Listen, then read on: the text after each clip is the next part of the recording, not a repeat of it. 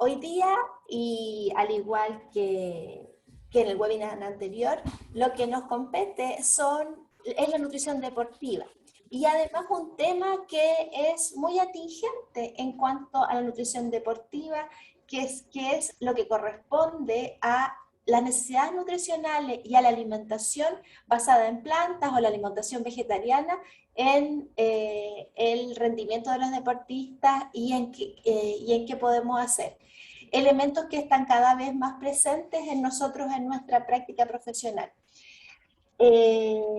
Para contarles un poco cómo se va a desarrollar este webinar, hoy día vamos a tener a dos invitados que estoy muy contenta de que nos acompañen, son dos nutricionistas, Natalia Gracia y Mauricio Ríos.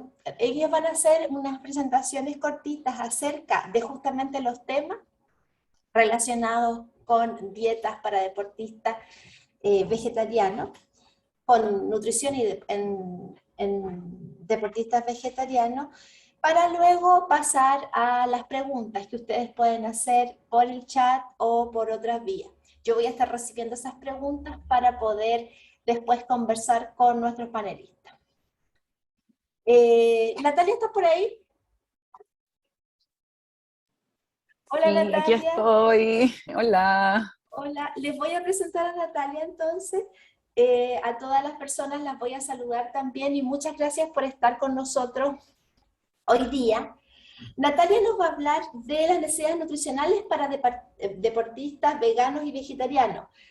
Natalia es nutricionista, tiene grado académico de licenciado en nutrición y dietética. Además es especialista en nutrición basada en plantas y es magíster en nutrición para la actividad física y el deporte de la Escuela de Nutrición de la Universidad Mayor. Además de todo, tiene un diplomado en Fisiología del Ejercicio y en Docencia Clínica en Ciencias de la Salud. Y es antropometrista Isaac Nivel 2. Te agradezco, Natalia, y si nos puedes compartir tu presentación. Perfecto. Muchas gracias, Monse, por la presentación y también a todo el equipo por la invitación. Me encanta hacer esto, es lo que más me gusta, compartir mi trabajo. Y sobre todo es algo que está tan como en el aire en estos tiempos, que es como la gran incógnita de qué pasa con las personas que llevan una alimentación basada en plantas, ya sea vegana, vegetariana y el deporte. ¿Ya? Entonces, aquí voy.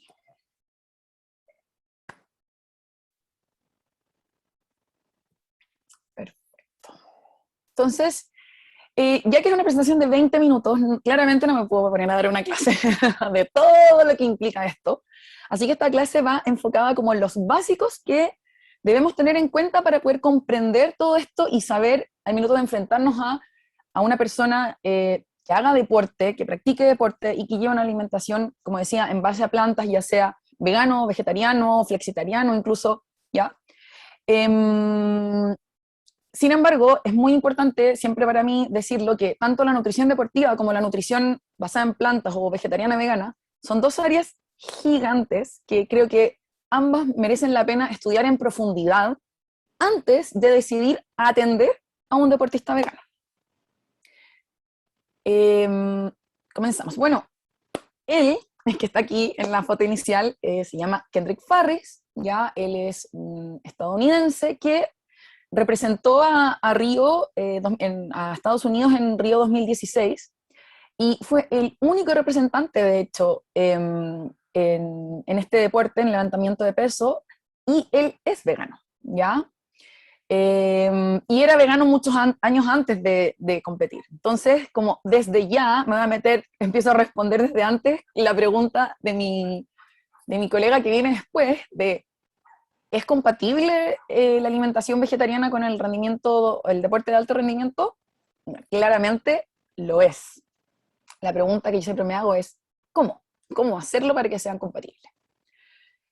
Y asimismo, expongo aquí varios otros ejemplos de deportistas que llevan una alimentación basada en plantas y o vegana, ¿ya? Que son como más bien conocidos, porque hay muchos otros miles, si no, tal vez hasta millones, no tengo idea, de deportistas que son quizás no tan conocidos o son más amateur que también lo hacen, ¿ya?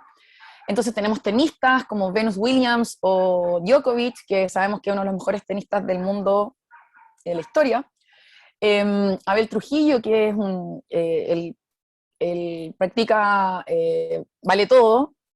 Morgan Mitchell, que es una australiana velocista, también representante de su país no recuerdo si fue en las últimas o en las anteriores Olimpiadas. Griff Wallen, que él es un futbolista americano, que también él se tornó a una alimentación basada en plantas buscando mejorar el rendimiento, y si tú buscas ahí en Google, lo googleas, te das cuenta de que él realmente dice como, me cambió la vida, para bien, en cuanto a su rendimiento. Y Alex Morgan, que es una futbolista de fútbol soccer en el fondo, que también es de un club de fútbol profesional y que también lleva una alimentación en base a plantas. Entonces, como les decía, aquí la pregunta a estas alturas del partido ya no es si es que es compatible o no. La pregunta es cómo compatibilizarlo, porque de que se puede, se puede. Entonces, para comprender bien todo este asunto, para mí es súper importante primero comprender qué es el veganismo, ¿ya?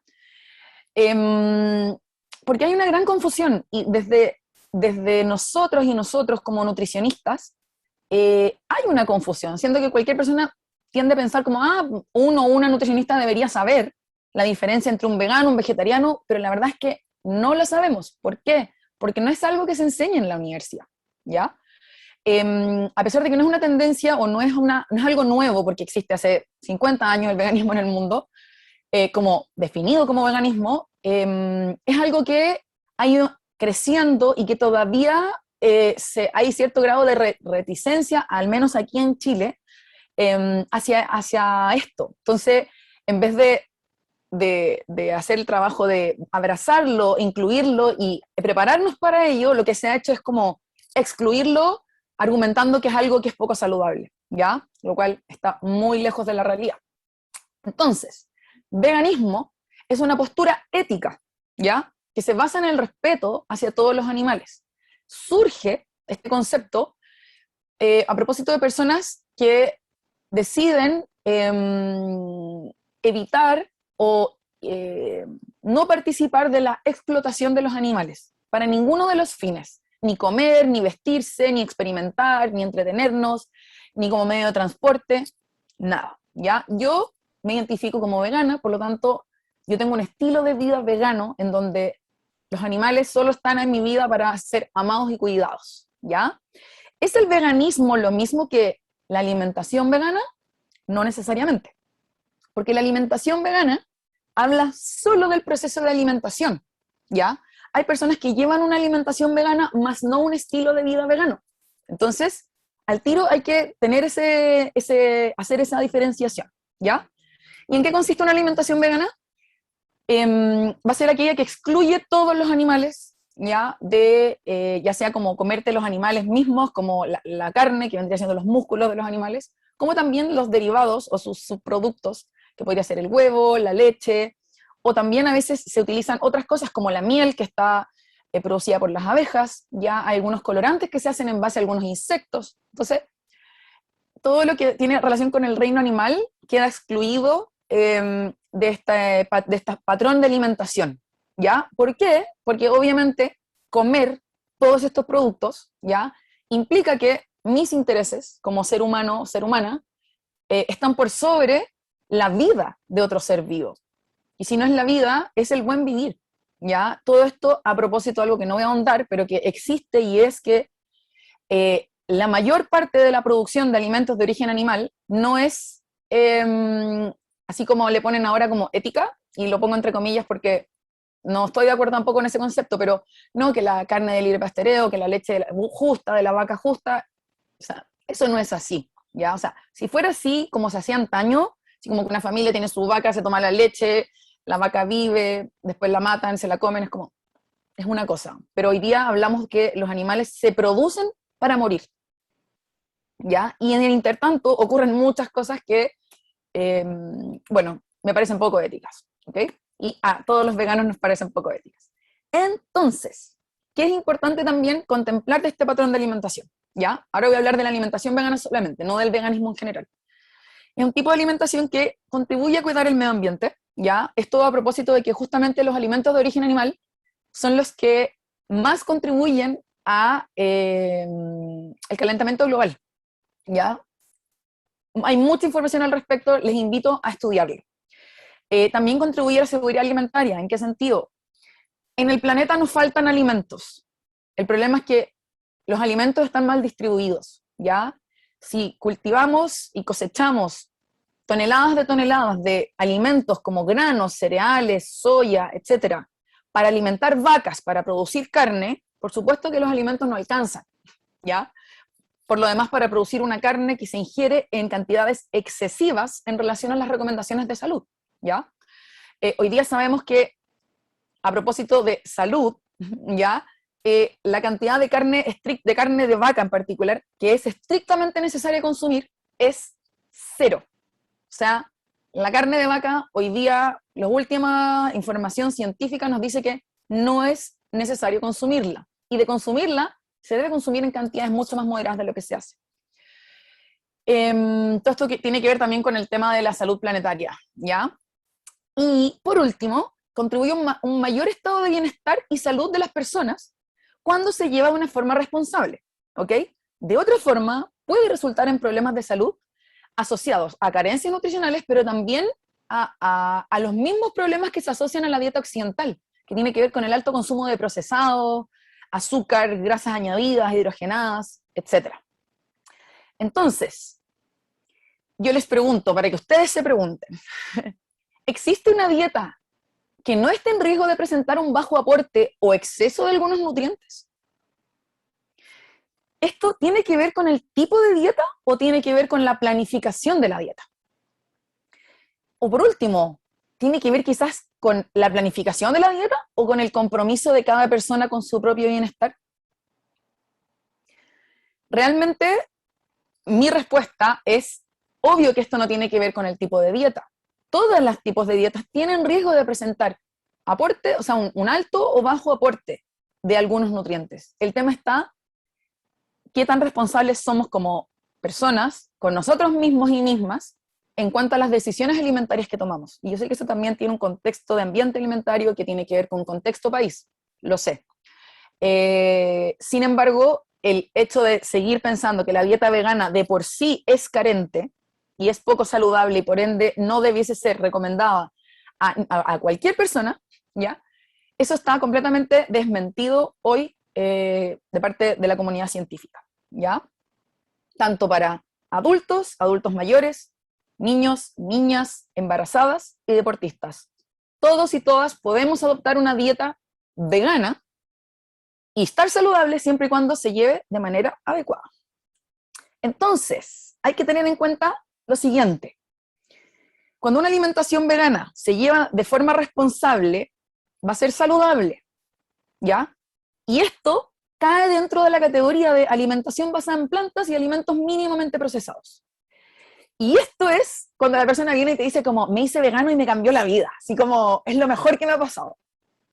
Es porque la persona lleva una alimentación vegana, pero que adhiere a este patrón alimentario de la alimentación basada en plantas y alimentos mínimamente procesados, que de ahora en adelante voy a resumir como la ABP. Sin embargo, también existe la alimentación vegana no saludable, es decir, no comes nada de origen animal, pero comes chatarra, comes galleta, comes azúcar, etcétera, ¿ya? Eso claramente no nos va a llevar a un estado de salud y bienestar. Y ahí está cuando te escuchas al vegano que te dice como, me hice vegano y subí 5 kilos, o me hice vegano y me dio anemia, o me hice vegano y me pasó todas estas cosas, ¿ya? ¿Por qué? Porque no fue llevado de una forma responsable. Entonces, el primer punto muy importante que tienen que saber es que una alimentación vegana saludable va a ser el patrón de alimentación ABP, ¿ya? La ABP no es lo mismo que la alimentación vegana, ¿ya? ¿Por qué? Porque la alimentación basada en plantas o la ABP surge como concepto a propósito de que es un patrón de alimentación que muestra tener muchos beneficios para la salud, ¿ya? Y este patrón, ¿qué hace? Dice, incluye una gran cantidad de alimentos de origen vegetal mínimamente procesados, como son legumbres, granos, vegetales, frutas, frutos secos, semillas, hierbas y especias, pero además minimiza los alimentos procesados, que son los que en el fondo hacen daño, así como también minimiza los alimentos de origen animal, que también en gran medida hacen daño, ¿ya? Entonces, ¿es la alimentación basada en plantas lo mismo que la alimentación vegana? No. Sin embargo, una alimentación vegana responsable está dentro de este patrón, en donde en vez de minimizar los alimentos de origen animal, los elimina por completo, ¿ya? Un punto muy importante a tener en cuenta es que la alimentación basada en plantas requiere de una suplementación de vitamina B12, y la vitamina D va a ser dependiendo de muchas cosas, pero principalmente de qué parte del mundo vivas. ¿Por qué? Porque la vitamina D la podemos obtener a través del sol, de la exposición al sol, ¿ya? Sin embargo, no en todas las partes del mundo, en las latitudes más lejanas hacia el norte y lejanas hacia el sur, los rayos UV no llegan de forma correcta como para satisfacer las necesidades de vitamina D. Entonces, la D es como, depende de dónde vivas, si es obligatoria o no. Este documento les recomiendo que lo lean sí o sí. Es una base increíble para empezar, ¿ya? Te da muchas herramientas. Y yo les dejo acá un extracto de una tablita, justamente con una recomendación estimada, que obviamente aquí nutricionistas todos y todas sabemos que no va a ser exacto porque las necesidades son individuales, pero sí te da una guía, ¿ya? En donde los mismos alimentos que les mencioné antes, los ponen aquí y los sugieren con como una cantidad de porciones diarias a ingerir. No lo voy a leer para que lo puedan ver ustedes después, y si alguien quiere, me puede escribir un correo también y le puedo enviar el documento.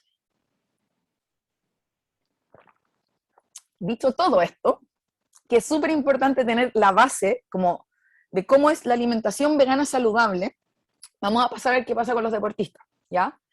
Porque es obvio que si yo quiero que un deportista optimice su rendimiento deportivo, tengo que partir por optimizar su organismo, su estado de salud. O sea, claramente un deportista enfermo no va a poder rendir a su 100, ¿ya? Y cuando digo enfermo no me refiero así como enfermo evidentemente. O sea, la inflamación crónica es no estar sano también, ¿ya? Que eso es uno de los grandes problemas que yo creo que ocurre hoy día, ¿ya? Porque el estilo occidental genera inflamación crónica, la dieta occidental genera inflamación crónica, la dieta basada en plantas disminuye la inflamación crónica.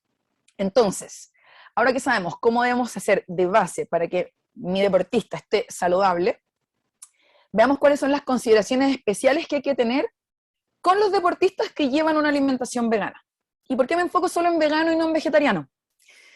Porque el vegano, como ven, excluye todo lo de origen animal, mientras que el vegetariano incluye algunas cosas. Por lo tanto, si tú sabes atender a un vegano, sí o sí vas a poder atender a un vegetariano.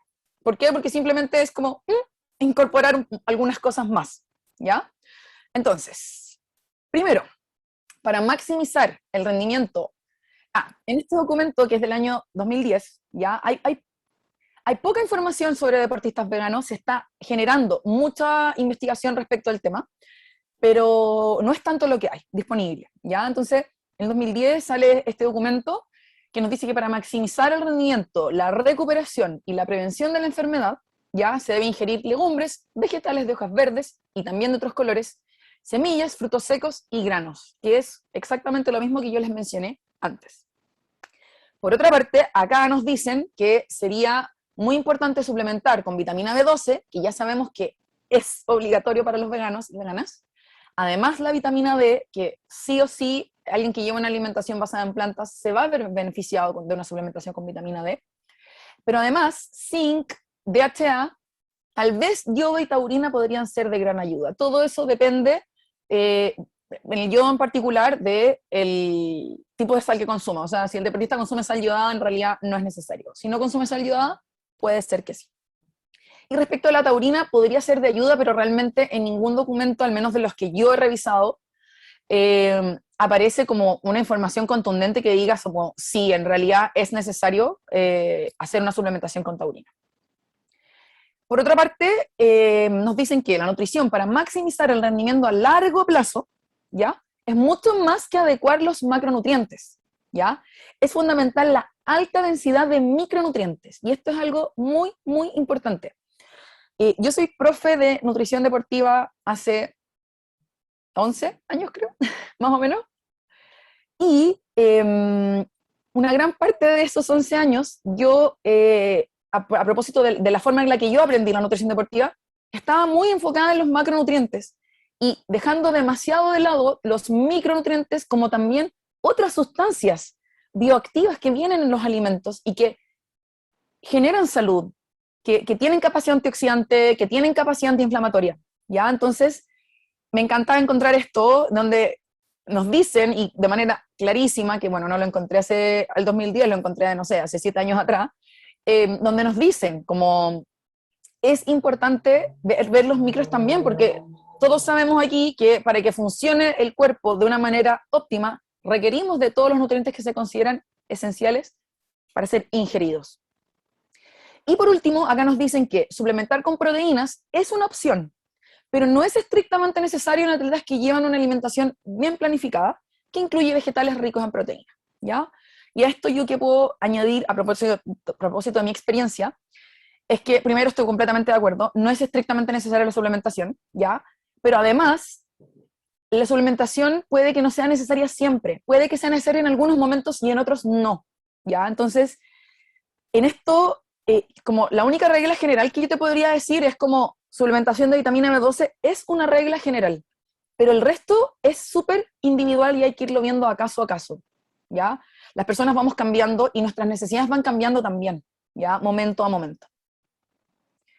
Este es otro documento que es más nuevo, el año 2017, y que nos dicen en este paper que el desafío, ya en el fondo del nutricionista y también del deportista, sería lograr una suficiencia de energía y proteínas, vitamina B12, hierro, zinc, calcio, yodo, vitamina D y ácidos grasos omega 3. Luego, si se fijan, se repiten bastante de los nutrientes que hablábamos antes y que también son los mismos que se consideran como de especial cuidado en cualquier persona que lleva una alimentación en base a plantas.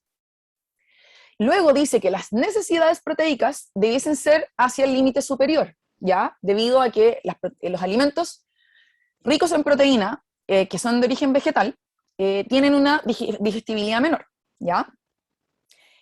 Luego nos dicen que la planificación con una planificación y una suplementación adecuada, es posible diseñar una dieta vegana que pueda satisfacer las necesidades de los atletas.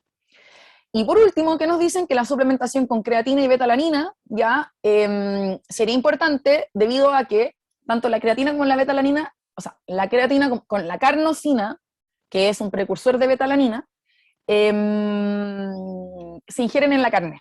Y como los veganos no comemos carne, entonces tenemos una ingesta más baja y por ende tenemos niveles más bajos normalmente en nuestros músculos. ¿Ya? Por lo tanto, la suplementación con creatina y betalanina para la síntesis de carnosina puede ser fundamental en algunos deportistas dependiendo de cómo sean las características del deporte que practican. ¿Ya? Última acotación respecto de este documento que está súper bueno, ¿ya? Es que ellos hacen una declaración en el documento en donde dicen que esto finalmente es una información que se ha hecho en función de la recopilación de la información existente, pero que claramente no es tanto lo que existe. Por lo tanto, esto no debe ser tomado como una guía, así como al pie de la letra, sino que es como más para orientarnos, ¿ya? Pero ir viendo qué pasa en la práctica y en el caso a caso, y por supuesto ir viendo qué dice la ciencia en el transcurso del tiempo. ¿Y por qué yo estoy tan de acuerdo con esto? Porque una persona que conoce de alimentación basada en plantas, ¿ya? Que practica una alimentación basada en plantas, ¿ya? Por ejemplo, considera y sabe que existen técnicas dietéticas, por ejemplo, es decir, técnicas que uno puede procesar los alimentos ricos en proteína para hacerlas más digeribles y más absorbibles, ¿ya? Entonces, estas recomendaciones de proteínas que te aparecen aquí, que son súper altas, no siempre van a ser estrictamente necesarias, ¿ya? ¿Por qué? Porque a lo mejor si es alguien que está empezando, que no tiene idea de nada, tal vez sí, va a ser necesario. ¿Por qué? Porque le va a costar comer tantas legumbres, porque se tiene que acostumbrar a la fibra, porque tiene que acostumbrarse a la cocina y todas las cosas que implica la preparación de los alimentos para potenciar la absorción de sus nutrientes. Pero alguien que viene a tu consulta y te dice que es vegano hace 5 años, que lleva una alimentación basada en plantas hace 5 años, que come todos estos alimentos que hemos mencionado, que remoja, que hace aquí, que le pone allá, tal vez, y más encima que tiene un cuerpo que ya está adaptado a este patrón de alimentación, sus necesidades proteicas a lo mejor no van a ser tan altas como te indican acá. ¿Ya? Entonces, eso es como que tenerlo en consideración. Y por otra parte, en relación a esto, también lo mismo, o sea, no necesariamente va a ser difícil cubrir las necesidades de energía. De hecho, en muchos casos no lo es en absoluto.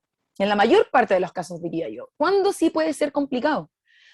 Cuando hay deportistas que tienen necesidades demasiado elevadas, ¿ya? Porque ahí hay como un quiebre o como un encuentro entre como una ingesta de fibra muy elevada que puede que te dificulte poder ingerir todos los alimentos que necesitan.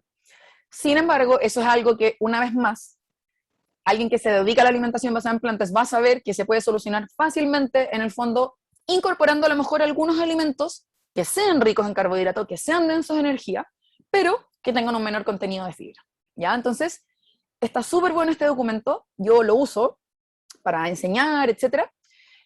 Sin embargo, les cuento que hay que mirarlo también con discreción, porque está en desarrollo, ¿ya? Y yo estoy segura que en 5 años más va a haber mucha más información, mucho más certera y aterrizada a lo que pasa como en la vida real, ¿ya?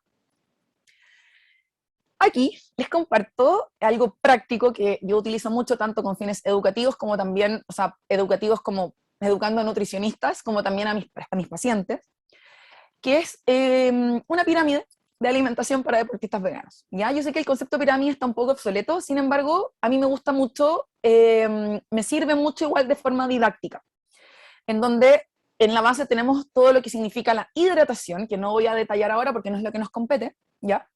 Y luego tenemos todos los grupos de alimentos que hemos conversado antes, ¿ya? Vegetales, granos integrales, ¿ya? Dentro de los vegetales contemplar, ¿ya? A nosotros nos enseñaron como las verduras de consumo general y de consumo libre. En este caso, vamos a dividir entre las hojas verdes y crucíferos, ¿ya? Que son especialmente nutritivos, y los otros vegetales. Por otra parte, en los granos integrales hay que contemplar tanto los cereales como los pseudocereales, ¿ya? Luego tenemos grasas de calidad, en donde tenemos frutos secos y semillas, muy importante chía y linaza porque son los que nos aportan omega 3, y con asterisco el aceite de coco en caso que se requiera grasa saturada. Luego tenemos las legumbres, así como también otros alimentos ricos en proteína, como puede ser el tofu, y otros más procesados que se pueden utilizar en casos como específicos. Frutas, ya, otros alimentos aquí que lo pueden ver después con más calma, esta pirámide la pueden descargar de mi página web, ya, y hay unas explicaciones de la pirámide. Y muy importante, transversal a todos estos alimentos, es el contemplar alimentos que sean ricos en calcio, ¿ya? Que es como uno de los nutrientes que podría ser considerado como crítico en la alimentación basada en plantas. Luego en la punta de la pirámide tenemos los suplementos que ya hemos conversado, vitamina B12 que es obligatorio, la D que es como, depende, EPA y DHA, creatina, betalanina y otros según necesidad. También aquí incluimos alimentos deportivos que sean veganos, por supuesto, y también aquí tenemos otros alimentos que si bien son más procesados, son más refinados, pero pueden ser muy útiles en momentos en que necesitamos una rápida reposición de glucógeno. Muy brevemente hablar de la creatina, ya como les mencionaba antes, aquellos deportistas que tienen una alimentación en base a plantas tienen menores niveles de creatina, y si practican un deporte que requiere de explosividad, en donde el sistema de los fosfágenos va a ser como el que sustenta la actividad principalmente, que van a ser como deportes de fuerza potencia, explosivos, intermitentes, es necesaria la suplementación con creatina, ¿ya? ¿Para qué? Para, en el fondo, aumentar las reservas intramusculares de fosfocreatina. No hay un protocolo especial para veganos, por lo tanto, hay que usarlos de la misma forma que lo usarías con un omnívoro, con la diferencia que aquí no hay descanso. El descanso va a ser solo cuando sea el descanso del deporte, es decir, como el deportista se fue de vacaciones, entonces tiene descanso de la suplementación. Pero mientras está entrenando, tiene que consumirla, porque es su fuente, como los omnívoros la obtienen de la carne, bueno, los veganos la obtienen de suplemento. Y por último, la betalanina, como les decía, es un precursor de carnosina. Ya, para quienes no saben, la carnosina Es una sustancia que se encuentra dentro de la célula, que cumple varios roles, pero el que más nos compete en este momento es que es un buffer intracelular. Es decir, en aquellos deportes en donde la glucólisis anaeróbica o el sistema anaeróbico láctico, ¿ya? Es el sistema que predomina en el fondo sustentar la energía, tener niveles adecuados de carnosina va a ser fundamental, ¿ya? Porque nos va a ayudar en el fondo a mantener el pH bajo control, ¿ya? La suplementación con betalanina entonces va a incrementar el contenido de carnosina muscular y tampoco existe un protocolo especial para veganos, así que utilizarlo de la misma manera que lo utilizarían con un omnívoro. Para terminar, el mensaje para llevar a casa: el estudio de la población de deportistas veganos o basados en plantas es reciente y creciente. Existen consideraciones especiales a tener en cuenta al atender a esta población, que, dicho de paso, esta población también es creciente. Es muy importante que un deportista que lleva este tipo de alimentación se asesore con un nutricionista competente en el tema, porque aquí quienes están escuchándome deben saber que no todos y todas las nutricionistas son expertos en esto, ¿ya? Porque, insisto, no es algo que enseñan en pregrado ni en posgrado en Chile. Tener en consideración, súper importante, que no es lo mismo deportista que físicamente activo, ¿ya? Como que las recomendaciones en nutrición deportiva están hechas para deportistas de alto rendimiento. Y lo que encuentres en deportistas veganos también está pensado por deportistas de alto rendimiento. Entonces, los deportistas, o sea, las personas físicamente activas no deben ser como equiparadas con los deportistas porque no es la realidad, a menos que sea una persona físicamente activa que entrene tan intenso como un deportista de alto rendimiento, ¿ya? Llevar una alimentación basada en plantas o vegana implica un componente ético que debe ser respetado, y eso es algo que como nutricionistas tenemos como una deuda con la población, porque no ha sido respetada la decisión durante mucho tiempo, sigue siendo no respetada. A mí me llegan los pacientes que vienen de otros y otras nutricionistas que le han dicho que tienen que comer huevo, que tienen que tomar leche, y es como, no puede ser. O sea, si usted no sabe hacerlo, entonces derive, pero no le diga a la persona que no se puede, porque eso no es real.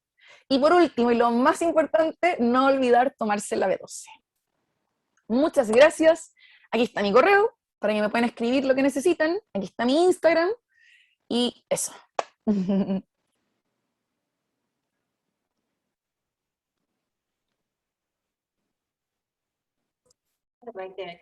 Natalia, te pasaste. Muy interesante tu presentación. Yo estoy de acuerdo contigo. Tenemos una deuda con, yo siendo omnívora, tenemos una deuda en capacitación y en un montón de cosas que debiéramos empezar a estudiar mejor. Pero para fortuna del planeta, vamos a decir, porque yo creo que es parte fundamental de la discusión hoy día, hay muchas personas que están migrando a una alimentación libre de proteínas animales, vamos a decir primero, y después a los otros subtipos en el fondo que hoy día nos mostraste. Así que te agradecemos. Hay varias preguntas ya. Monse, Después, sí, ¿puedo dale, hacer dale. una acotación? Solo una Sí, última respecto a lo que dices, que estoy sí, muy de acuerdo contigo. Sin embargo, me gustaría aclarar que cuando hablamos y pensamos en beneficiar al planeta, tenemos que tener súper claro que los beneficiados somos nosotros, ¿ya? Han habido más de una extinción masiva de la vida en el planeta Tierra. Por lo tanto, el planeta Tierra sí o sí nos va a sobrevivir. Los que estamos en peligro de extinción somos nosotros. Así que, como quiero decirlo porque hay personas que nunca lo han pensado simplemente. Solo eso. absolutamente. Creo también que tienes razón en que hay ciertos procesos y la forma hoy día en que vivimos es absolutamente depredador. Y eso sí hay que cuestionarlo, y nosotros dentro del ambiente alimentario también. No digo que todos nos vayamos a volver con una alimentación basada en plantas de un día para otro probablemente, pero sí que tenemos que hacer un cuestionamiento al respecto.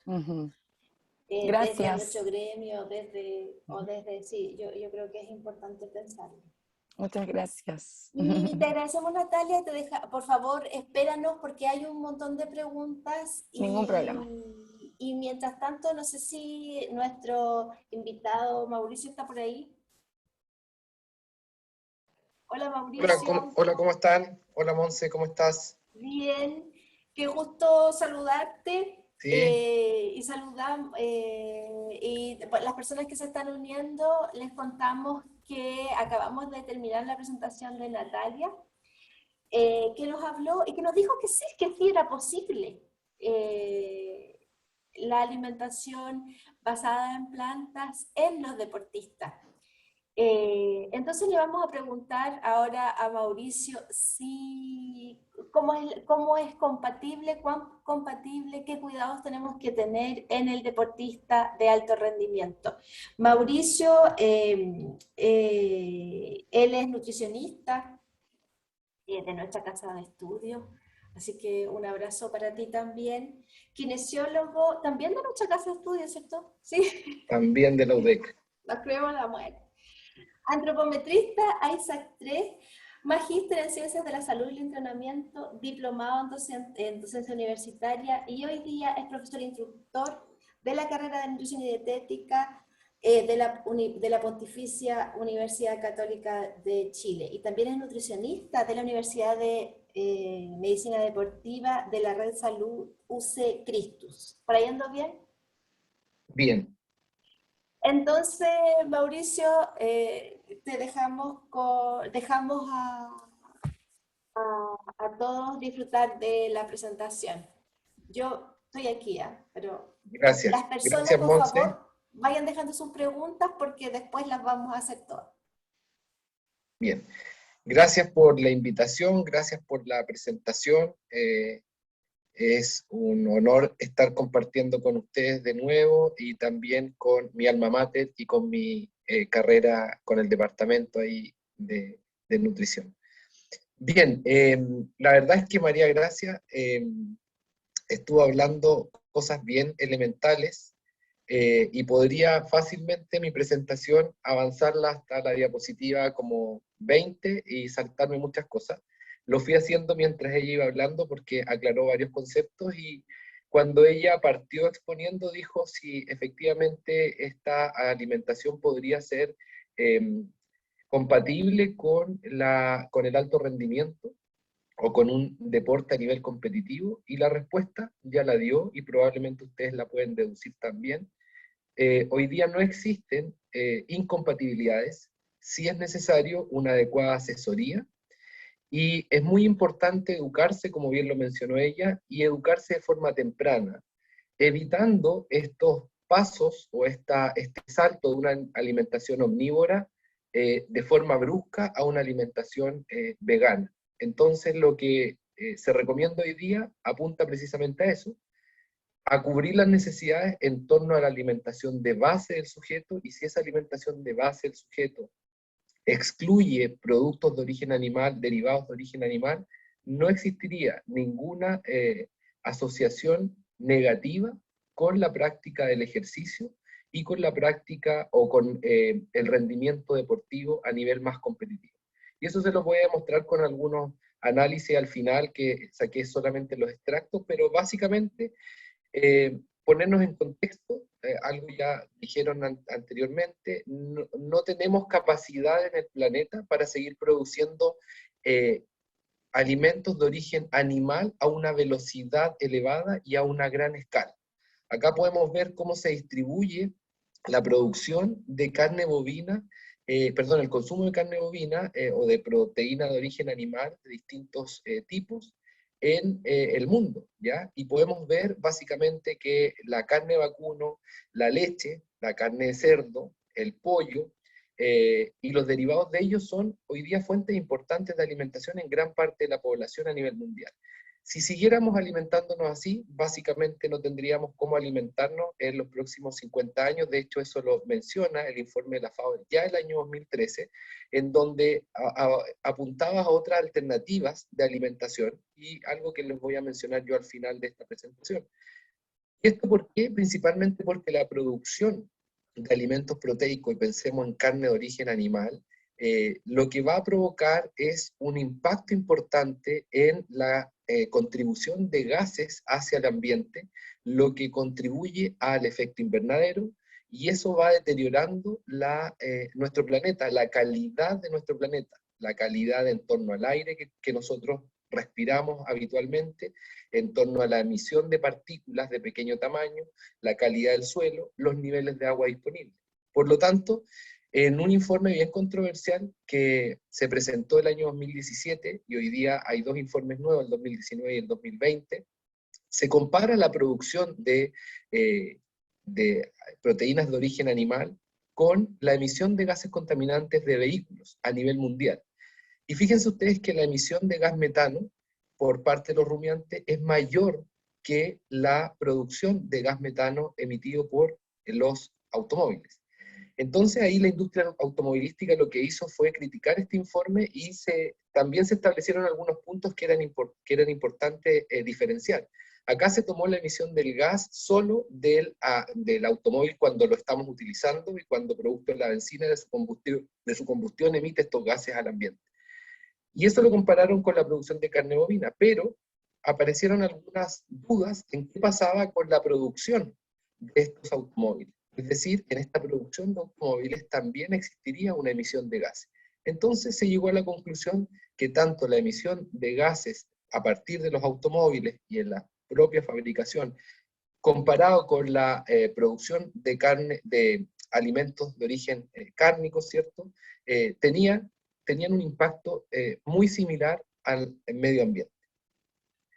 Ahora, como antecedente, ya algo dijeron en la presentación anterior, hay ciertos beneficios, no ciertos, hay importantes beneficios que hoy día se le destacan a la alimentación vegetariana y o vegana en torno a que favorecen la mantención de un peso corporal y además disminuyen el riesgo de enfermedades crónicas, enfermedades cardiovasculares, y también hay una relación directa con algunos tipos de cáncer, principalmente a nivel intestinal o de nuestro sistema digestivo. Dentro de los antecedentes importantes y en forma general, ¿por qué se adquiere o se adoptan este tipo de dietas? Fíjense que esto difiere con la edad y con los intereses que tenemos cada uno.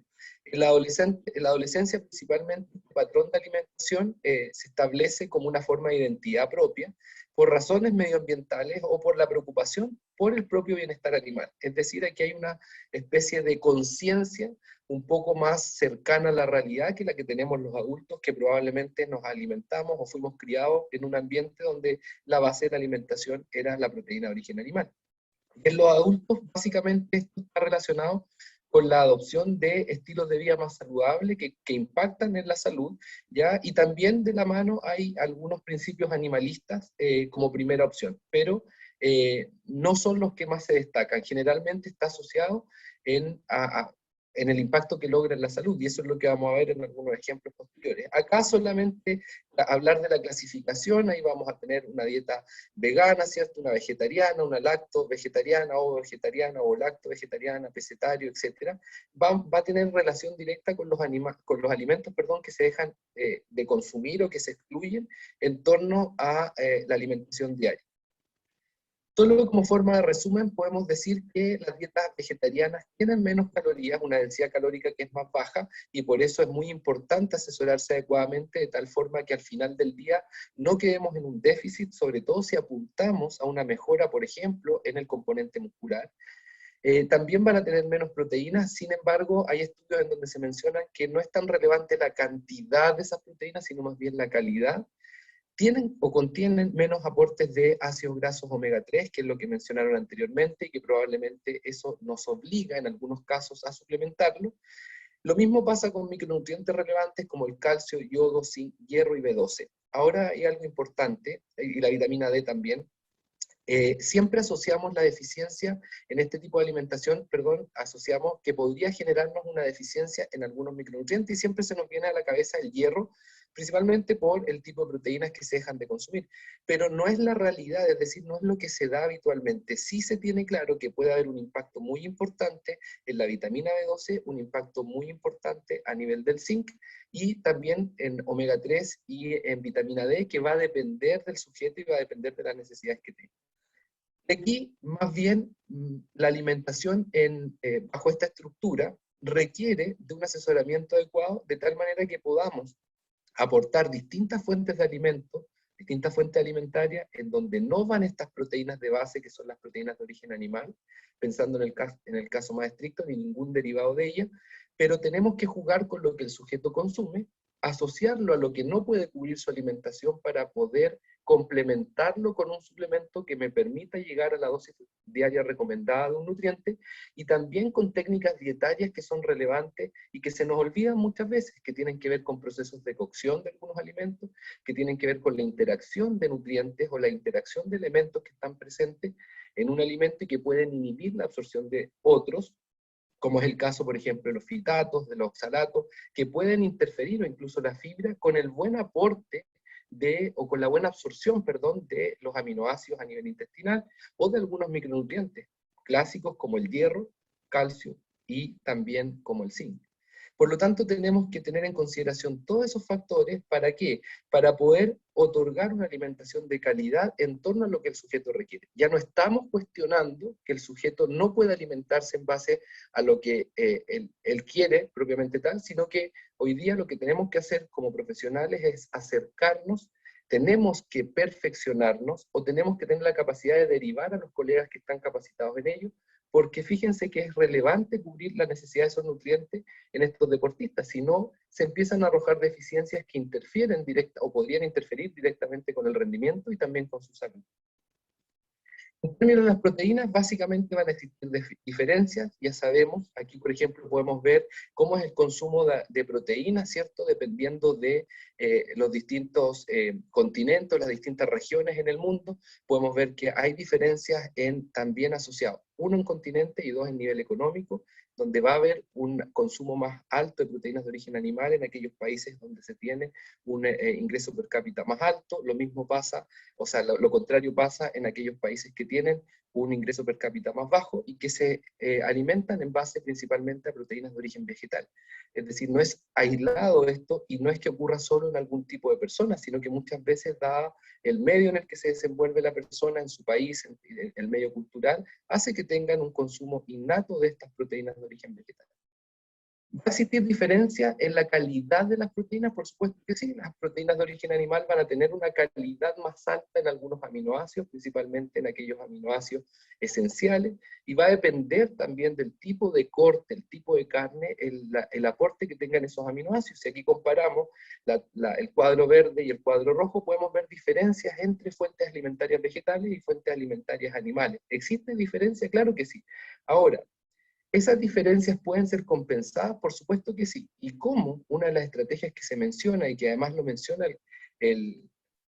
uno de los consensos del Instituto Internacional de Nutrición Deportiva, en donde dice o apunta a la variedad de la alimentación, y esto no es tan solo para deportistas vegetarianos o veganos, sino que más bien para la población en general. Es decir, si nosotros consumimos distintas fuentes de alimentos, incluso dentro de una misma línea, vamos a tener distintos aportes, y lo que no se logra a través de la vía alimentaria se debe suplementar.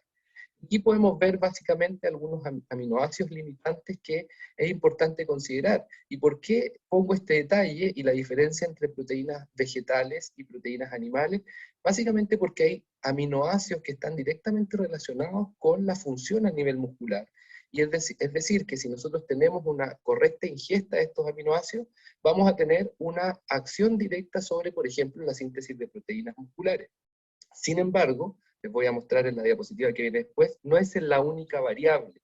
Y muchas veces el que esté normal no significa que esté asociado a la cantidad más alta dentro del día para obtener un beneficio, sino que a veces cantidades pequeñas logran el mismo efecto si están combinados con otras variables, en la expresión de síntesis de proteínas musculares. Y lo vamos a ver, por ejemplo, si queremos mejorar la masa muscular y tenemos un deportista vegano, vegetariano, que tiene ciertas limitantes en algunos aminoácidos, y entre ellos podría estar comprometiendo, sobre todo el vegano, en la ingesta de leucina, pues bien, nosotros podemos ver acá que la expresión de la síntesis de proteína a nivel muscular, es decir, cómo damos señal para que se formen más proteínas, se sinteticen más proteínas musculares a nivel del músculo, no depende tan solo de la leucina. Depende del factor de crecimiento insulínico, ese es uno, y depende de la otro de los factores importantes tiene que ver con la compresión mecánica, es decir, el cambio mecánico que ocurre en la célula muscular.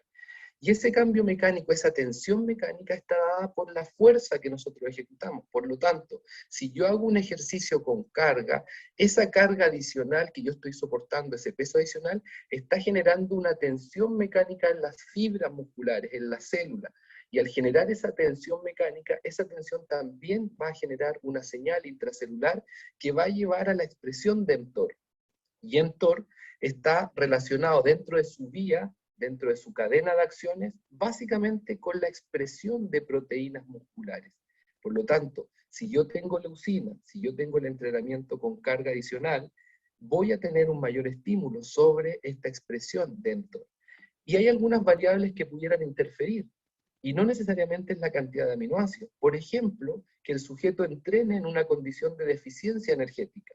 Es decir, que el sujeto pase muchas horas sin comer o tenga una ingesta limitada en términos calóricos, y el sujeto se está exigiendo o demandando en su entrenamiento, básicamente se va a activar otra vía, que es la vía de AMPK, y AMPK va a generar una inhibición de mTOR en ese momento, es decir, va a dar la señal para producir más energía, rápidamente empezar a utilizar las reservas para producir energía, porque es lo que me está faltando, y va a inhibir todo aquello que consume energía. Y mTOR consume energía, porque necesita formar estructura.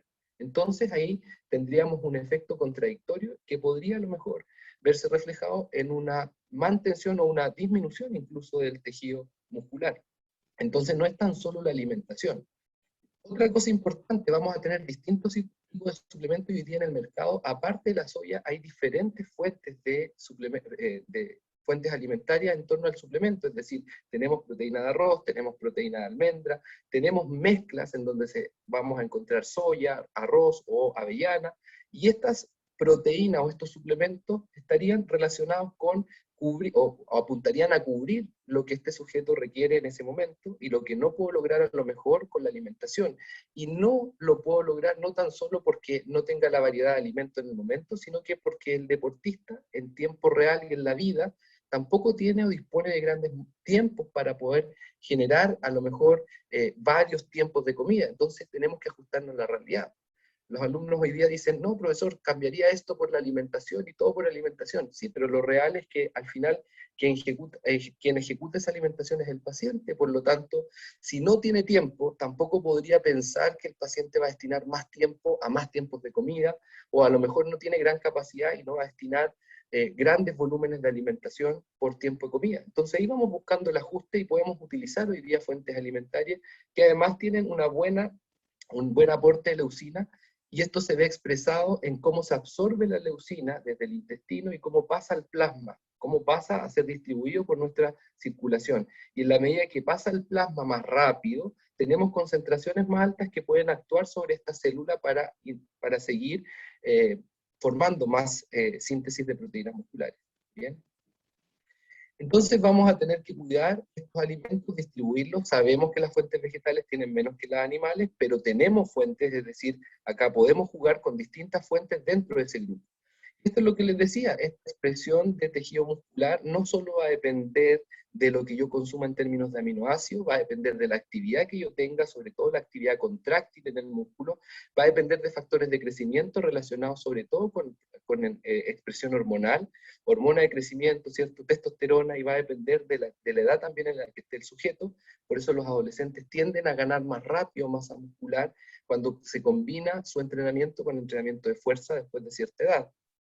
Y vamos a tener factores que inhiben la acción de esta síntesis de proteína y que tienen que ver con nuestra vida diaria, por ejemplo, como es el consumo de alcohol, como es la dieta alta en grasas, principalmente grasas saturadas, y como son las deficiencias que pudieran ocurrir en términos energéticos por la activación de AMPK.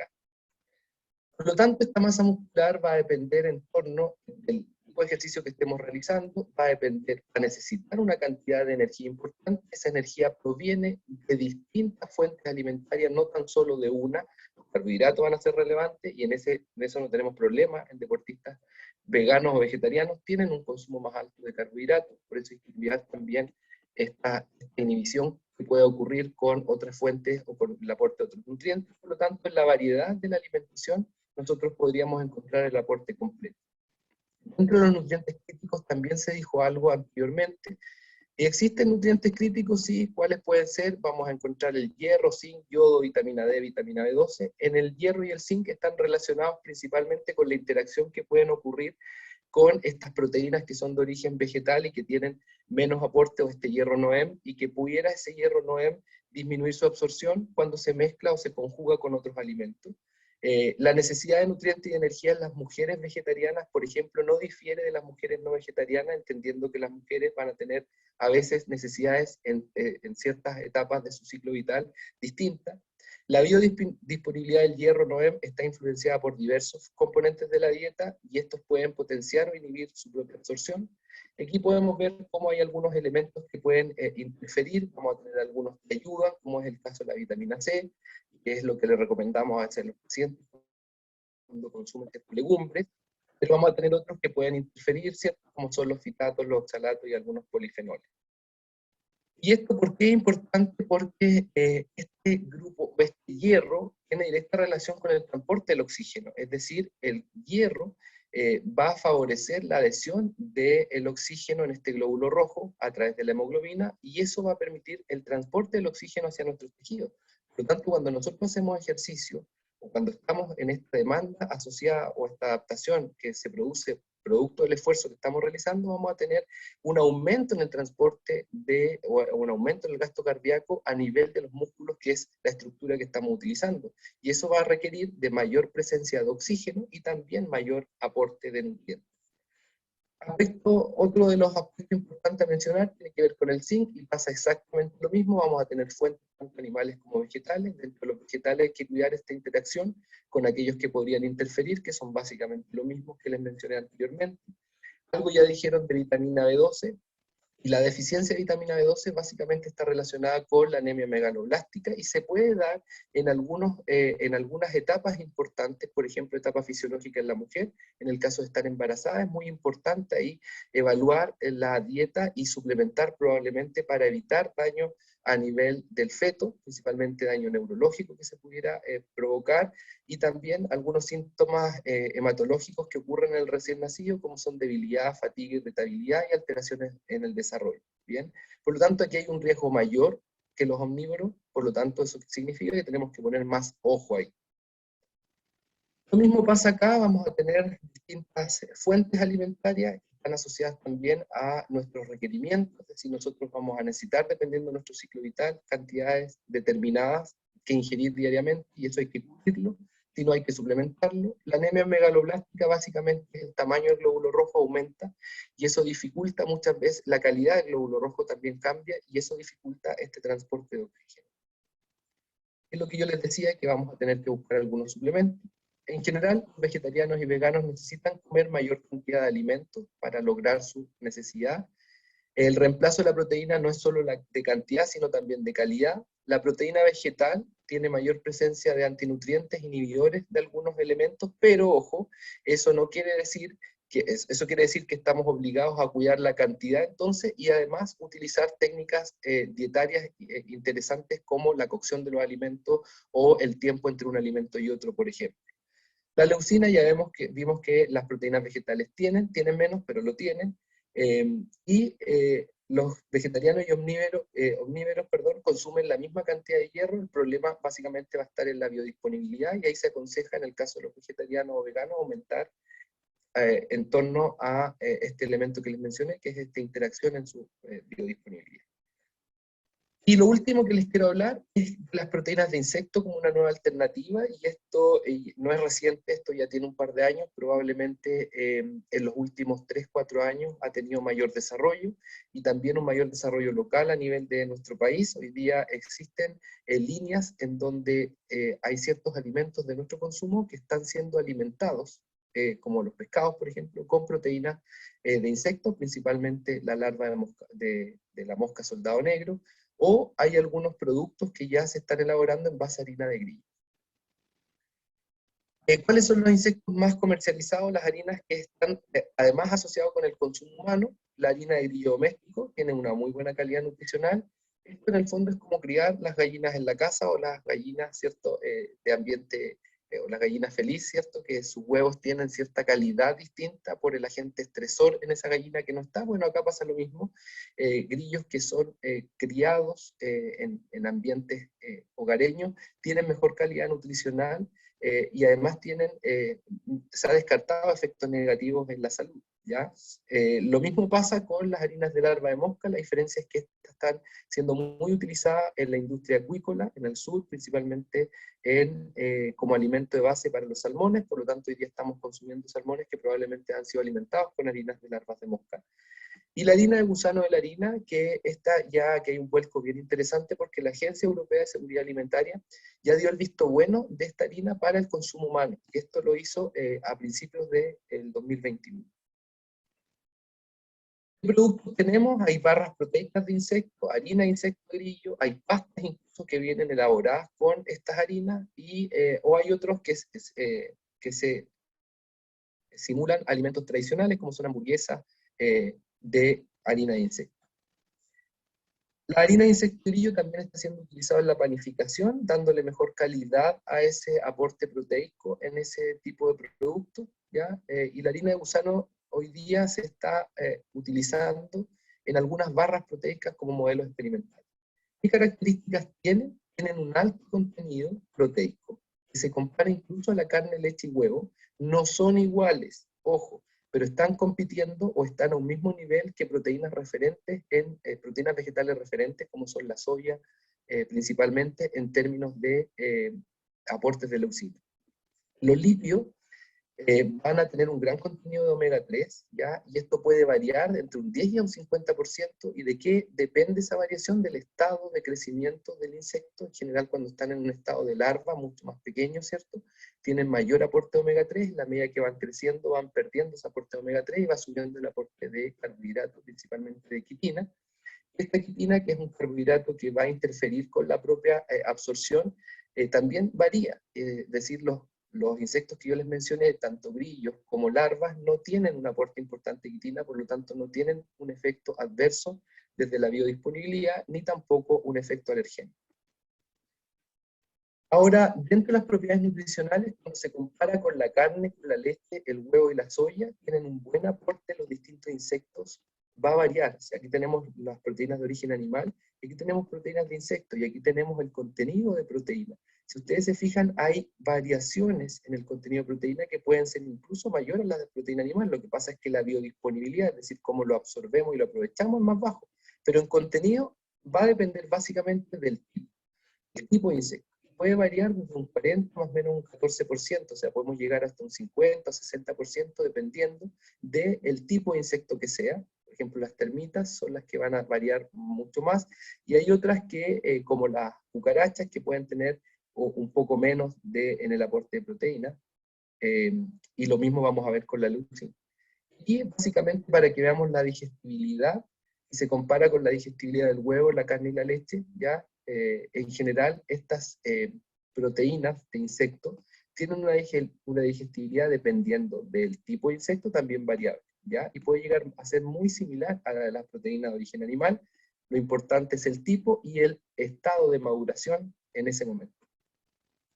Aquí hay un estudio bien interesante, es uno de los pocos que hay en deporte, fue publicado en 2018, y hay uno que se publicó hace muy poquito, en septiembre del 2021, ahora, pero no lo puse, en realidad se me pasó, se me fue ponerlo, pero la vía de ingesta de esas proteínas fue distinta, fue básicamente a partir de algunos aminoácidos que fueron inyectados, no fueron a través del consumo. Por lo tanto fueron inyectados directamente en el músculo, y la verdad es que no se vio mayores resultados cuando lo compararon con la expresión de masa muscular. Pero ahí, bueno, podríamos analizar otras variables metodológicas de ese estudio, pero acá lo que se quiso fue comparar la disponibilidad de aminoácidos postprandial, después de haber consumido, y el perfil de aminoácidos en la sangre después de la ingestión de aislado de proteína de insecto, aislado de suero y aislado de soya. Es decir, un formato de proteína que va en polvo y que al ser aislado su absorción debería ser mucho más rápida. Por lo tanto, se les dio 25 gramos de proteína aislado de suero, 25 de proteína aislado de soya y 25 de proteína de insecto. ¿Qué se obtuvo? Acá podemos ver el contenido de aminoácidos esenciales, ¿cierto? Vamos a ver que acá está el whey protein, que es el cuadradito. Obviamente tiene un contenido mayor de aminoácidos esenciales expresados, ¿cierto?, en el plasma una vez que fueron medidos, van a haber concentraciones más altas. Luego viene la proteína de soya, proteína de origen vegetal, que ustedes pueden ver ahí. Si bien es cierto, no es igual al whey, el whey sigue siendo acá el que tiene el que arroja mayor concentración de estos aminoácidos. Si vemos la proteína de soya, está mucho más abajo, pero tiene un aporte. Ya no podemos decir que está bajo el placebo, por ejemplo. Y si vemos la proteína de insecto, fíjense, lo interesante ocurre acá. Tenemos una concentración más baja que la soya, pero después de un tiempo, cuando se vuelve a medir, esta concentración empieza a aumentar. Y eso se debe, o los autores lo que mencionan, es que son proteínas que van a tener una absorción muy lenta, y eso pudiera deberse, por ejemplo, al contenido de quitina que tienen estos elementos, esta harina. Ahora si nos vamos, acá está lo mismo, pero comparado en gráfico de barra, y ahora vamos a ver el contenido de leucina. ¿Qué es lo que pasa con el contenido de leucina? El whey protein tiene un contenido de leucina alto, la soya sigue con una concentración de leucina en sangre alto, pero después vienen nuevamente los insectos, que vienen ahí, ustedes se fijan, está más abajo que la soya, pero parecieran ser que aportan o que entregan un contenido de leucina importante, y además que en la medida que van digiriéndose y absorbiéndose, van aumentando lentamente este contenido en el plasma. Por lo tanto, pudieran ser hoy día una alternativa.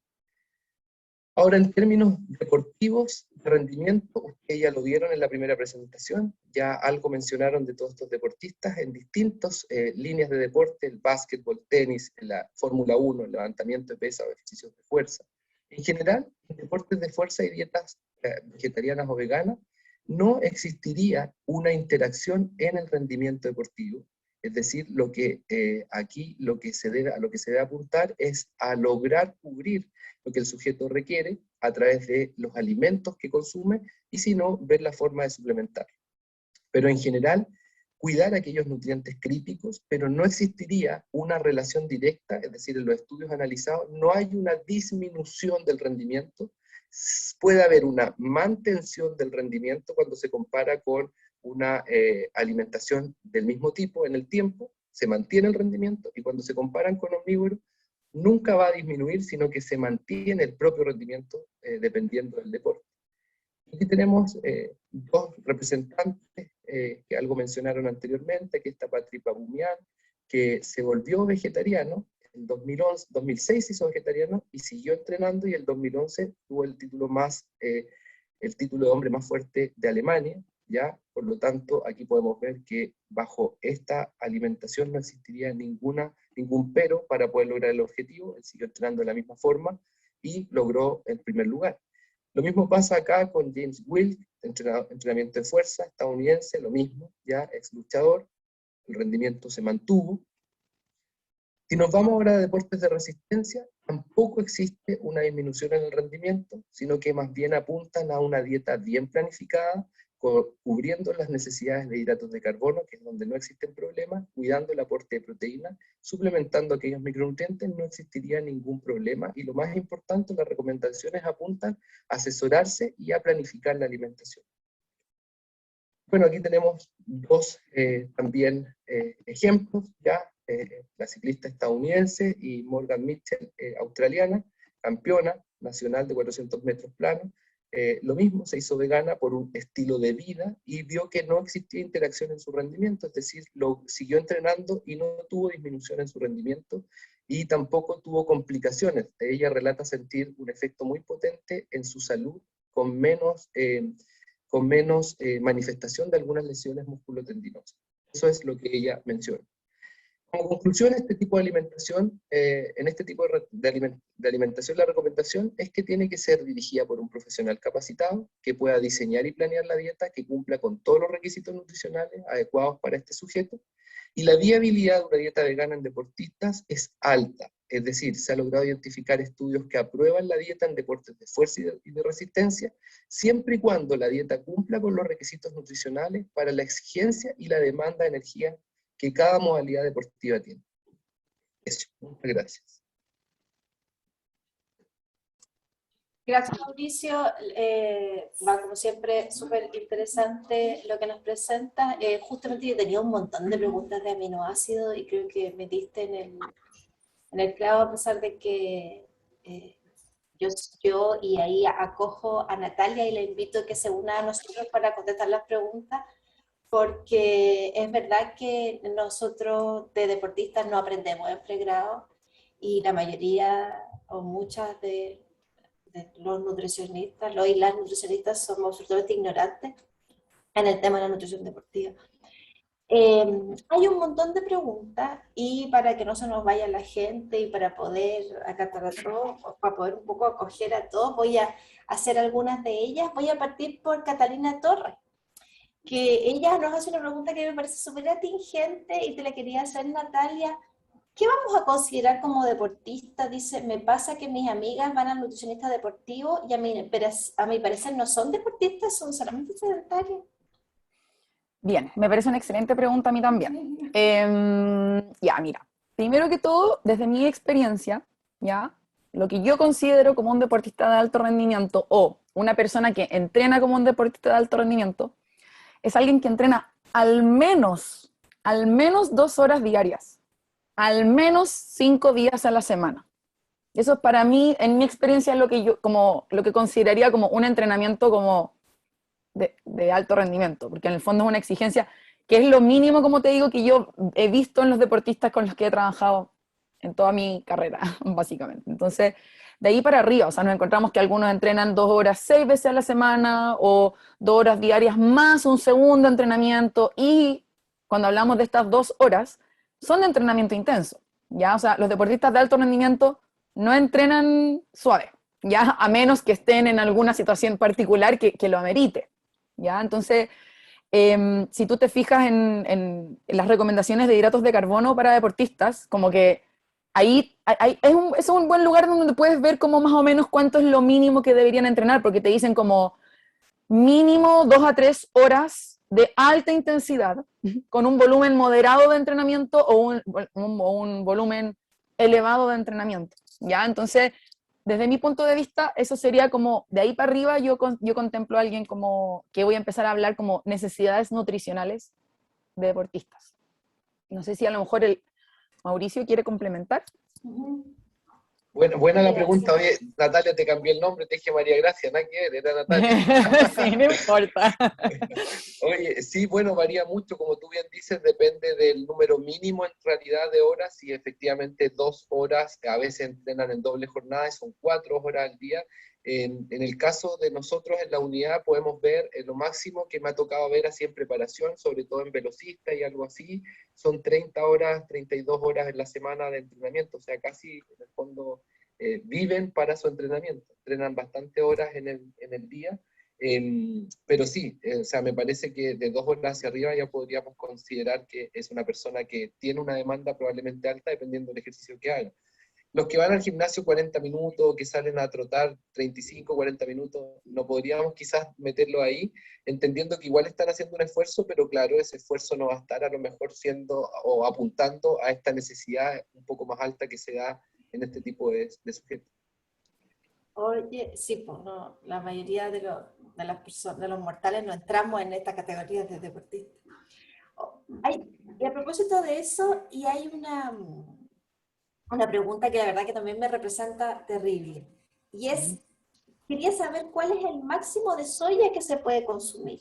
Y yo voy a agregarle de mi cosecha, ¿hay algún riesgo en el consumo de alguno de estos suplementos? Por ejemplo, me fijé que habían de soya o que habían de otro tipo de suplementos. Hoy día conocemos la seguridad del consumo indiscriminado porque lo vemos también, lo vemos en deportistas omnívoros y podemos verlo también en deportistas, podríamos verlo en deportistas veganos. Mauricio, y después le doy el pase a Natalia. Perdón, es que estaba leyendo las preguntas para ir viendo, para adelantarme, no te escuché muy bien, disculpa. Pero entonces Natalia, pues respóndeme, y ahí se... Dale, ningún problema. Ya, voy a partir así, lo mismo que hice en la presentación, como cuáles son los hechos, ¿ya? Y los hechos nos dicen que algunas de las poblaciones más longevas del mundo se alimentan como base de soya, ¿ya? Entonces, eso es lo que nos dice la realidad, ¿ya? Luego nos encontramos con que hace harto tiempo atrás, surgieron algunas dudas a propósito de estudios científicos que decían que la soya podía tener como un efecto negativo en relación a las hormonas. ¿Ya? Entonces, para decirlo, y aquí todos van a saber de lo que estoy hablando, es como que a los hombres les pueden salir pechugas. Ese es como, ese es el miedo. ¿Ya? Sin embargo, hoy la evidencia es, pero clarísima al decir que eso no es así. ¿Ya?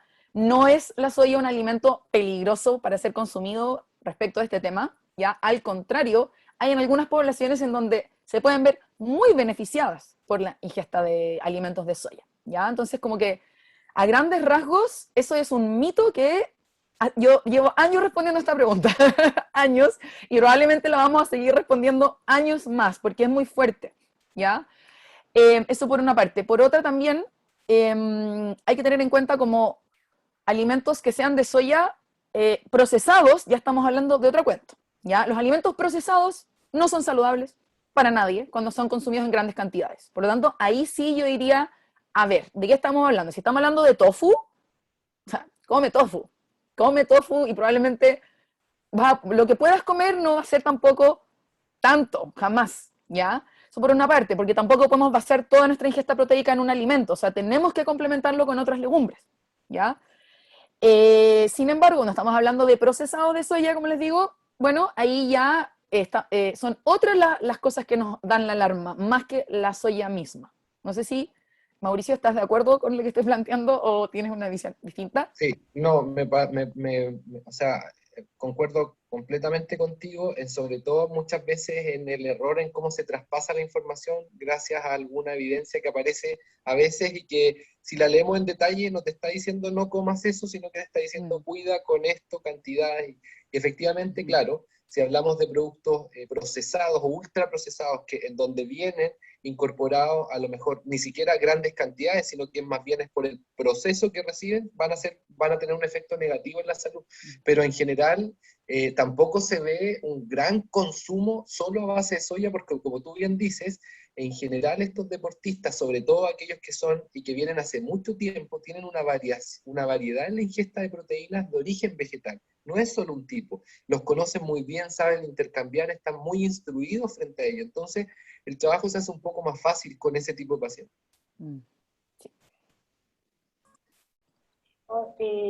Gracias. Entonces, no hay en el fondo de estos suplementos que el polvo, digamos, o que son como específicos, no hay consumo de riesgo que sepamos hoy día. No, On grass. no. Además, la cantidad que se consume de esos suplementos es bajo, o sea, no se pretende cubrir además todo lo que hay en el mercado hoy día, porque además hoy día hay una línea de suplementos mucho más limpia, entre comillas, es decir, ya no hay solo aquellas grandes marcas que no sabemos qué traen en el polvo. Hoy día sabemos, hay mucha más línea en productos locales incluso, con muy buen aporte de proteína, entonces hace que sea un poco más seguro, y tampoco vamos a dar grandes cantidades como para llegar a una dosis que pudiera ser negativa. Claro. No, que a veces la gente consume solo, por eso les preguntaba, pero en realidad yo creo que sí. Además que, bueno, hoy día sabemos cosas que nos enseñaron a nosotros cuando estábamos en la U, y que sabemos que hoy día las cargas proteicas no son tan así tan graves como nos enseñaron a nosotros. Hay una pregunta. No hay daño renal por las proteínas. No, porque en diálisis. No, porque en diálisis. Bueno, hoy día lo sabemos. Tantos días calculando, colegas. Hay una pregunta para el profe Mauricio, que justo ahora ya se me perdió, a propósito de la leucina. Y que dice, ¿cómo? Ignacia dice, profe, ¿cómo sé que un sujeto tiene bajos depósitos, por ejemplo, de leucina? Bueno, buena pregunta eso, porque en general eso se podría medir en el plasma, y para eso hay que hacer una prueba de laboratorio, algo que no es fácil. Cuando uno quiere medir el perfil de aminoácidos, eso es netamente laboratorio. Lo que uno puede hacer es evaluar la calidad de la dieta de ese sujeto a través de indicadores dietarios, cosa que se nos olvida porque somos súper buenos para la antropometría, súper buenos para hablar de los fármacos, de los suplementos, y se nos olvida lo que debería ser nuestro caballo de batalla, que es el método dietario. El método dietario nadie más lo puede aplicar que nosotros, ni los nutriólogos lo saben aplicar. Con eso, esa es la diferencia. Entonces, tomémonos de ahí, busquemos indicadores dietarios, veamos cómo está la ingesta de proteína, las fuentes de proteína, y voy a deducir probablemente dentro de ello que a lo mejor tenga un consumo más bajo de leucina. Y ahí puedo traspasarlo a cantidades, haciendo una evaluación cuantitativa, viendo cuál es el alimento que consume, en qué porción, y pasarlo a un gramaje y determinar el aporte de leucina que está consumiendo ese sujeto. En general no necesitamos grandes cantidades de leucina, o sea, se cubre fácilmente, y tampoco hay deficiencias de leucina en un sujeto vegetariano. Quizás podríamos tener más cuidado en un vegano, pero tampoco se da porque lo que necesitamos es bajo. Estamos hablando que necesitamos 2.000 a 3.000 miligramos, o sea, es muy poco. Y cuando hablamos del efecto que tiene sobre la estructura muscular, tampoco incrementa tanto más, o sea, podemos necesitar 4.000 a 4.500 miligramos, o sea, es muy poco. ¿Ah? Estamos hablando de que no es que hay un gran aumento en la necesidad de esta leucina, y a veces hay un error garrafal que ocurre, es que buscan suplementos y ojalá aporte harta leucina, porque ahí tengo harto efecto de este aminoácido sobre el músculo. No, porque los receptores a nivel celular para la absorción de esa leucina también se saturan, por lo tanto no por dar más voy a generar un mayor efecto. Ay, tenía bloqueado. Sí, igual que con otros suplementos, por ejemplo, suplementos de colágeno para las arrugas, el colágeno Verael donde se agarra, pero no necesariamente porque se separa cuando se absorbe. Entonces, todo eso que venden no siempre tiene la misma función biológica que para lo que uno la compra. Entonces, en realidad ahí deberíamos recordar un poco esas cosas. Tengo otra pregunta, por ejemplo, que quería hacerse a Natalia. ¿Cuáles son los componentes bioactivos de los alimentos vegetales que tienen una mejor evidencia científica de aumentar el rendimiento deportivo? Así como ¿habrá también en alimentos de origen animal como la leche, por ejemplo? Pregunta Pablo Campo. Ya. A ver, bueno, cuando hablamos de algo que, un alimento o un suplemento o un compuesto que mejora el rendimiento deportivo, ya estamos hablando de las ayudas ergogénicas, ya que en el fondo son sustancias o, como les digo, compuestos que tienen evidencia científica que respalda que en cierta dosis y en cierto timing, en cierto tiempo y por un periodo X, van a generar una mejora del rendimiento. ¿Ya? Entonces, dentro de eso, tenemos distintos compuestos que están clasificados de acuerdo al Instituto Australiano del Deporte. Hay toda una clasificación que clasifica los suplementos de acuerdo al nivel de evidencia científica que tienen. ¿Ya? El grupo A, B, C, D. ¿Ya? Entonces, el grupo A finalmente es el que tiene suficiente evidencia. Y dentro del grupo A están estas ayudas ergogénicas. Entonces, es que, como que uno puede decir que cualquier cosa, cualquier compuesto va a tener un efecto ergogénico, no. ¿Ya? Para que en el lenguaje de nutrición deportiva, para que se considere como ayuda ergogénica, tiene que tener en el fondo la evidencia que respalda. Y en función de eso, podría decir que dentro de las ayudas ergogénicas que se encuentran hoy día como declaradas, el jugo de betarraga, ya a propósito de su contenido de nitratos, que también debe estar estandarizado, etc., es uno de los compuestos bioactivos del nitrato en el fondo que podemos encontrar en las plantas, ¿ya? Por otra parte, hay otros compuestos bioactivos que pueden tener una capacidad antioxidante y o antiinflamatoria, ¿ya? Que no necesariamente han demostrado tener un efecto ergogénico, ¿ya? Pero sí, en el deporte, pero sí tienen evidencia más que suficiente de sus efectos antioxidantes y antiinflamatorios, ¿ya? Estos efectos antioxidantes y antiinflamatorios, teóricamente, debiesen tener un efecto en la recuperación, ¿ya? Del ejercicio. Y por ende, una buena recuperación te puede permitir entrenar mejor y como indirectamente se cree en el fondo, pero no está así como, o al menos hasta lo que yo he leído, demostrado así como los estudios que llegan, como sí, en realidad este compuesto te van a mejorar el rendimiento. Ya, como les digo, en este framework del Instituto Australiano del Deporte nos hablan súper claro de cuáles son las sustancias que se consideran ergogénicas, que vendrían siendo la cafeína, la betalanina, el bicarbonato, jugo de betarraga, la creatina y el glicerol. ¿Ya? Entonces, dentro de eso, podríamos decir que los nitratos del jugo de betarraga serían una de las sustancias que tienen evidencia de que es una ayuda ergogénica. El resto tiene lógica que tenga un efecto positivo, sin embargo no está así como descrito ni establecido de que lo tienen, ni cuál sería tampoco, porque en el fondo cada uno de estos tiene un efecto específico, ya que se busca lograr cuando se suplementa en ciertas dosis. Gracias, Natalia. Y la verdad las cosas es que hay un montón de preguntas que son como que engloban varias preguntas, y esa es la que voy a hacer ahora. Para terminar, por ejemplo, y yo sé que a lo mejor la respuesta es un poco obvia según lo que hemos conversado aquí, pero en un deportista de alto rendimiento, ¿recomendarían que se pasara a alimentación basada en plantas?